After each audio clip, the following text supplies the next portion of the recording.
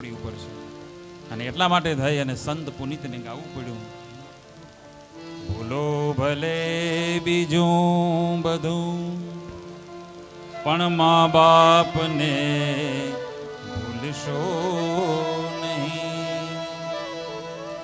અગણિત છે ઉપકાર એના, એ હવિશરશો નહીં. ભૂલો ભલે બીજો બધું. મા બાપના આપણા ઉપર અસંખ્ય ઉપકારો છે, છતાં પણ કોઈ દિવસ એ ગણાવતા નથી કે મેં આટલા ઉપકારો તમારી ઉપર કર્યા છે. અને આપણે થોડી ઘણી પણ સેવા કરીએ તો આખા ગામને કહેતા ફરીએ કે આટલી આટલી અમે સેવા કરીએ છીએ, પણ અમારી કિંમત જ નથી. હકીકતમાં આ સેવા જ નથી. માં પોતાના દીકરાને 9 મહિના સુધી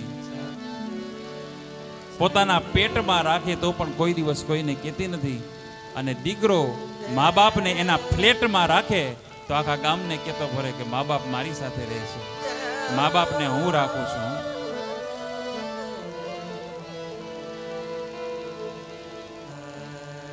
મા બાપને હું રાખું છું એવો શબ્દ ક્યારે આવવો જ ન જોઈએ. હકીકતમાં સાચો શબ્દ શું છે ખબર? હું મા બાપની સાથે રહું છું.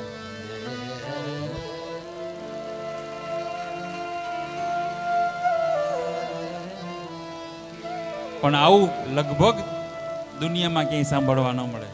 બધા લોકો એમ જ કહે કે બાપુજી કોને? હા, બાપુજી મારી સાથે રહે છે, બાપુજીને હું રાખું છું. એટલે બાપુજીને તું રાખેશ કે બાપુજી ભેગો તું રહેશ? બાપુજી ન હોત તો તારું અસ્તિત્વ જ ન હોત.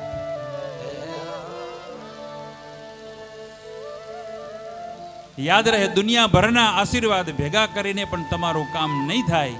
એ કામ મા બાપના આશીર્વાદથી થઈ જાય છે.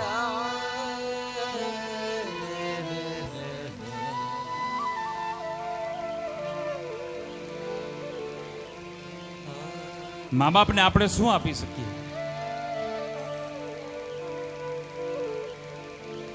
વંદન કર્યા સિવાય, મા બાપને પ્રણામ કર્યા સિવાય આપણે મા બાપને કંઈ આપી ન શકીએ. એટલા માટે સુંદર એક ગીત મા બાપની વંદના ગવાણી છે.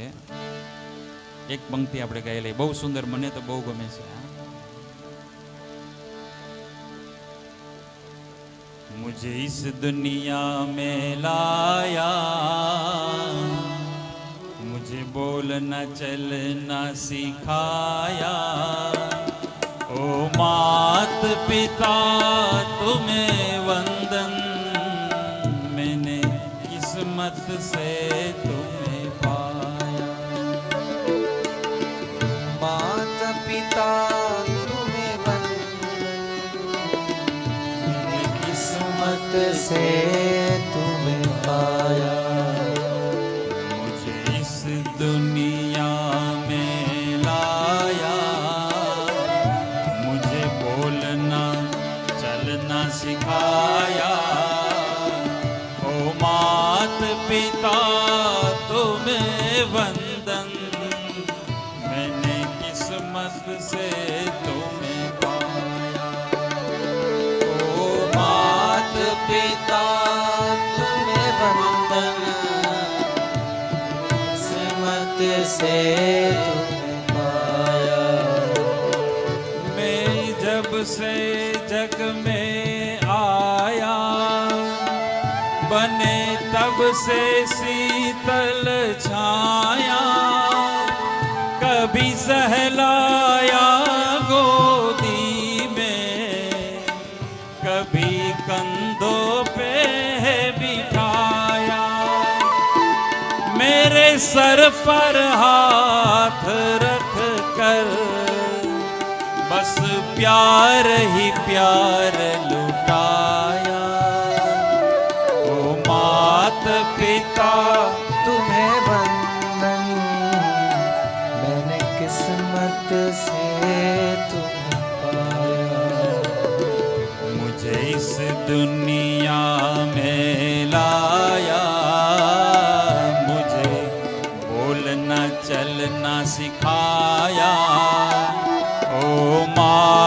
पिता तुम्हें वंदन, मैंने किस्मत से तुम्हें पाया। ओ माता पिता तुम्हें वंदन, मैंने किस्मत से तुम्हें पाया।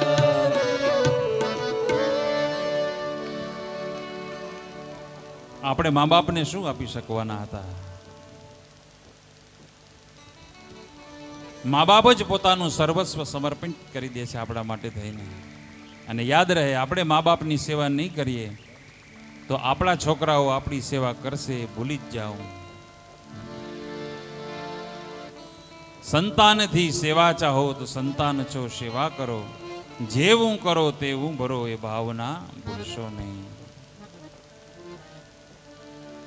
પેલું છે ને કે એક છોકરો બજારમાંથી ભગવા કલરનું 4 મીટરનું કપડું લઈ આવ્યો અને પિતાજીને આપ્યું કે હવે આવડી ઉંમર થઈ ગઈ, તમને હજી જંગલમાં જઈને ભજન કરવાનું મન નથી થતું? બાપુજી સમજી ગયા કે હવે આ દીકરો ઘરમાં રાખવા માંગતો નથી. એટલે બાપુજીએ 4 મીટર કપડું હતું એમાંથી 2 મીટર કપડું ફાડીને છોકરાને પાછું દીધું. દીકરો પાછો ઉદાર થવા ગયો કે ના ના બાપુજી, તમારા માટે જ છે, રાખી મૂકો, રાખી મૂકો. હા હા હા. ત્યારે એ બાપે શું જવાબ આપ્યો? એ બાપે કીધું કે દીકરા રાખી મૂક, તે મને આ 2 મીટર કપડું તો આપ્યું તારા દીકરા, એ તને નહીં આપે, તને કામ લાગશે, તું રાખી મૂક.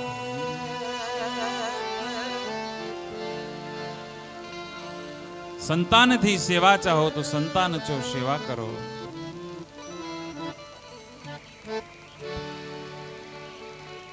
નાનપણની અંદર મા બાપે કેટલું બધું સહન કર્યું. નાનું બાળક હોય ભીનું કરે એટલે માં ભીની જગ્યાએ પોતે સૂઈ જાય અને છોકરાને લઈને સૂકી જગ્યામાં સુવાડી દે. કાઢી મુખેથી ગોળિયા, મોંમાં દઈ મોટા કર્યા. માં પોતે ભૂખી રહી જાય અને છોકરાઓને મોટા કરે, અને પછી છોકરા મોટા થઈને એને ઝેર જેવી વાણી સંભળાવે.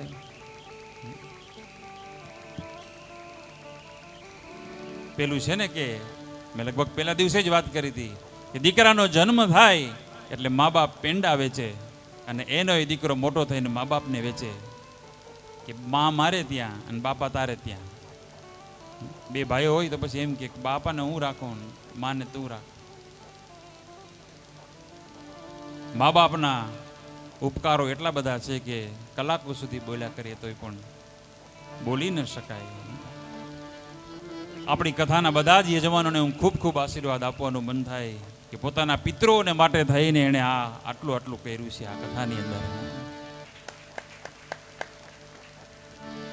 સંપત્તિ તો ઘણા લોકો આપી દે કે ચાલો અમારા તરફથી એટલા, પણ સંપત્તિ પણ આપે, સમય પણ આપે, એ બહુ મોટી વાત છે. એ પિતૃઓ માટે તમારી જે શ્રદ્ધા છે એને હું વંદન કરું છું.